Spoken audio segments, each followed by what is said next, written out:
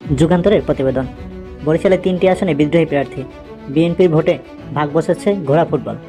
বরিশাল ১ গৌরনদী আগলজেরা আসনে ধানের শীষের প্রার্থী সাবেক এমপি জহিরুদ্দিন স্বপনের বিরুদ্ধে স্বতন্ত্র প্রার্থী হয়ে মাঠে আছেন ইঞ্জিনিয়ার আব্দুস সোবহান। এরই মধ্যে তাকে বিএনপির জাতীয় নির্বাহী কমিটির সদস্য সহ দলের প্রাথমিক সদস্য পদ থেকে বহিষ্কার করা হয়েছে। তারপরেও বেশ জোরে সোরেই নির্বাচনী মাঠে আছেন তিনি। আগলজেরা উপজেলায় বাসিন্দা সোবহানের আগে 2008-এর নির্বাচনী মনোনয়ন দিয়েছিল বিএনপি। এখানে জামায়াতের প্রার্থী হিসেবে রয়েছে মাওলানা কামরুল ইসলাম। এর আগে আওয়ামী লীগের প্রভাবশালী নেতা আবুল হাসানাত আবদুল্লাহকে পরাজিত করে এমপি হওয়ায় জহিরুদ্দিনের স্বপনের এলাকায় রয়েছে বেশ শক্ত অবস্থান। বিএনপির কেন্দ্রীয় রাজনীতিতে রয়েছে ব্যাপক প্রভাব। বিএনপির ভোট ভাগ হলে সুবিধা যেতে পারে জামাতের ঘরে, তবে শেষ পর্যন্ত স্বপন তার অবস্থান অক্ষুণ্ণ রাখতে পারেন বলে মনে করছেন ভোটাররা।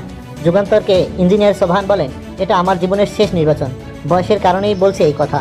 জনগণের উপর আমার ভরসা আছে, তারা নিশ্চয়ই আমাকে বিমুখ করবেন না। বিএনপি প্রার্থী জহিরুদ্দিন স্বপন বলেন, বিএনপির সব নেতাকর্মী ঐক্যবদ্ধভাবে ধানের শীষের পক্ষে কাজ করছে।